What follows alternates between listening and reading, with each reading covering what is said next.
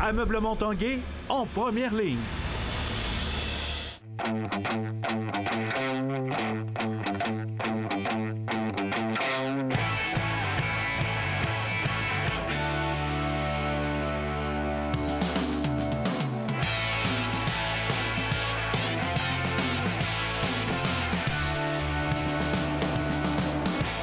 À tous un bon mardi, bienvenue à l'Esprit sportif. Aujourd'hui, dans l'émission, un peu plus tard, un reportage de Jonathan Fournier. Il nous parlera de natation artistique. Également, les Remparts de Québec avaient des choses bien intéressantes à annoncer avant le match aujourd'hui concernant le 50e de la LHJMQ. Mais d'abord, parlons du match des Remparts de ce soir qui accueillait la visite des Wildcats de Moncton. Voici les commentaires d'après-match et le résumé de cette rencontre. La commande est de taille pour les Remparts qui affrontent les meneurs de l'Association Est et l'ex-Blizzard Jacob Pelletier. Le gardien Anthony Moroney aura son mot à dire s'ils espèrent l'emporter. Le numéro 39 des Remparts est rapidement mis à l'épreuve par les Wildcats, mais demeure très solide en ce début de rencontre. Ce sont les Diables Rouges qui inscrivent le premier but du match à 10:48. À la suite de jeu amorcé par Michael Robidoux et Brandon Frattaroli, capitaine Benjamin Gagné touche la cible. Avec son 6e de la saison, c'est 1-0 Québec. Moins de 2 minutes plus tard, Moncton brise la glace avec un jeu presque parfait. Moroney ne peut rien sur le lancer de Dylan Seats, 1-1. Les Remparts reprendront les devants avant la fin de la période. En avantage numérique, Alexei Sergeev marque sur son retour de lancer. Des aides vont à Benjamin Gagné et Matthew Grouchy. C'est 2-1 Québec.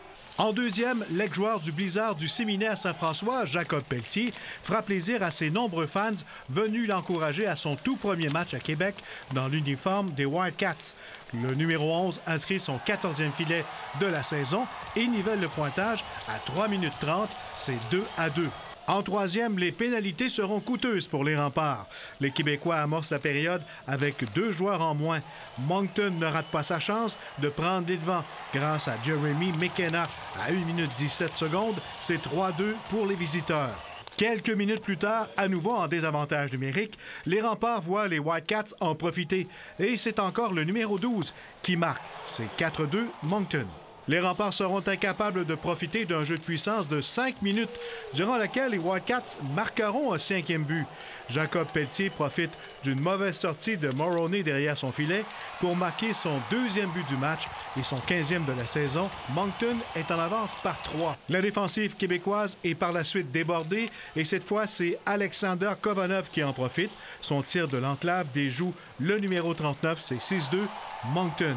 Philippe Kourachev conclura la soirée au centre Vidéotron en inscrivant son 11e de la saison avec 3 minutes 50 secondes à faire à ce match remporté 6-3 par l'équipe de Jacob Pelletier, choisi la première étoile du match. On n'a pas sorti fort, mais je pense que notre deuxième période nous a ramené sur les rails, puis un powerplay en commençant pour la troisième, je pense que c'est ça qui les a tués un peu. Là. C'est sûr qu'ils n'ont pas juste une bonne ligne, là. Ils sont munis d'une très bonne attaque, d'un bon gardien, en plus d'une bonne défensive. J'ai rien à dire. Après 40 minutes de jeu, tu sors de là, c'est 2-2. Je pense qu'on domine au chapitre des tirs au but. Les chances de marquer sont sensiblement égales. C'est un match qui est très serré. Jusqu'au moment où on prend la punition à 4 contre 4, où ça donne justement un 5 contre 3 à l'adversaire, il marque là-dessus. Et juste avant le début de la rencontre de ce soir, conférence de presse des Remparts de Québec pour annoncer différents événements qui marqueront le 50e anniversaire de la LHJMQ. Entre autres, il y aura un hommage à Maurice Filion. On a également annoncé la tenue des assises de la Ligue de hockey junior majeur du Québec qui auront lieu à Québec en juin prochain. Reportage, Stéphane Turcot. C'était en mai 2015, une des dernières présences publiques de Maurice Filion, avec ses joueurs champions de la Coupe Memorial en 1971. Un ami de très longue date, même si on avait une grande différence d'âge. Le président des Remparts, Jacques Tanguay, connaît très bien l'importance de Maurice Filion dans l'histoire du hockey et du sport à Québec. Il est impliqué dans toutes les époques, dans pas juste un sport, mais dans plusieurs sports à la fois. C'est un bâtisseur. C'est un gars qui était positif, qui aidait toujours tout le monde qui avait besoin de ses conseils ou qui avait besoin de lui. C'est d'ailleurs Maurice Filion qui avait conseillé Jacques Tanguay de s'investir dans le programme de football de l'Université Laval avec le Rouge et Or, même si pour plusieurs encore, Maurice Filion demeurera l'homme de hockey. Il était avec les Remparts jusqu'en 72. Après ça, il est arrivé chez les Nordiques jusqu'en 92. Puis même après, il a fait quand même sa marque avec la Ligue d'hockey junior majeur comme préfet de discipline. Je pense que c'est quelqu'un qu'on ne pouvait pas ne pas honorer là, au fil du temps. Si le 1er février prochain, Maurice Filion ira rejoindre les Lafleur, Savard, Chouinard, Gagné, Vlasic, Radulov et Roy, on regrette un peu de ne pas l'avoir fait de son vivant. C'est fantastique de pouvoir lui rendre hommage. J'aurais aimé ça le faire avec Maurice à côté de nous, mais il n'est jamais trop tard pour bien faire. Et en plus de ça, on va avoir l'occasion de recevoir toute sa famille en même temps. Ça va être des beaux souvenirs. Des beaux souvenirs d'un homme qui en a laissé plein à Québec. Stéphane Turcot, TVA Sport, à Québec.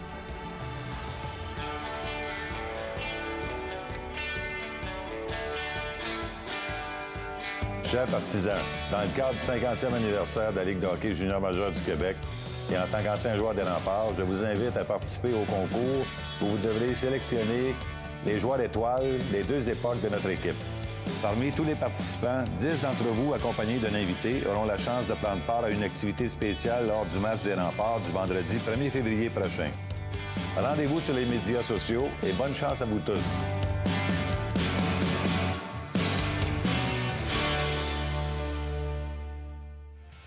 Après la pause, Jonathan Fournier nous parle de natation artistique.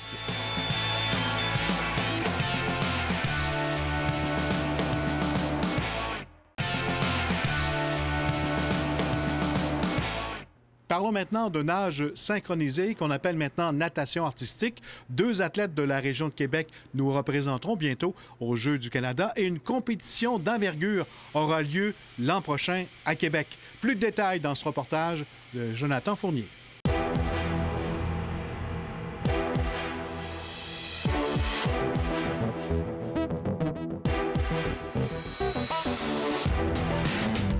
Lani, on départage la natation artistique, la nage synchronisée. Ça a changé de nom. Qu'est-ce que c'est si on situe le sport en ce moment?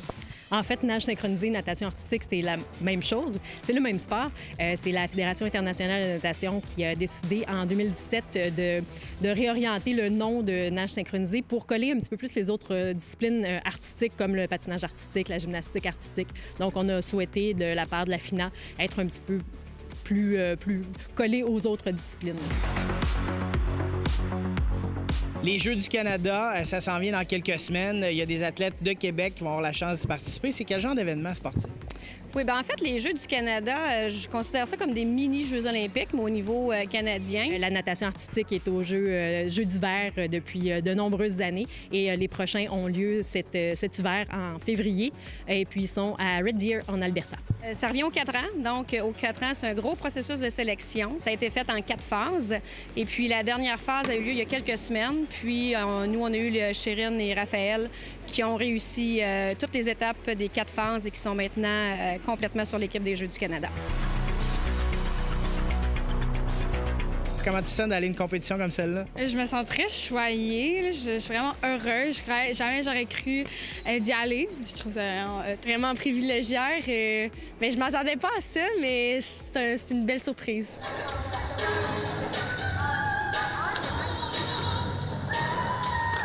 Raphaël et Chérine, c'est vraiment une bonne paire ensemble. C'est déjà des filles qui s'entraînent ensemble depuis plusieurs années. Et c'est des bons êtres humains. Elles travaillent fort à l'école, elles travaillent fort à la piscine. Elles ont une éthique de travail vraiment très, très bonne. Elles sont très intelligentes. Elles sont autonomes. C'est ça qui les rend vraiment des bonnes athlètes. Une relation d'équipe dans une compétition de natation artistique très important? Oui, vraiment très important. Il faut aussi se sentir soudé quand on nage. Pas juste le faire pour nous, mais le faire aussi pour nos coéquipières.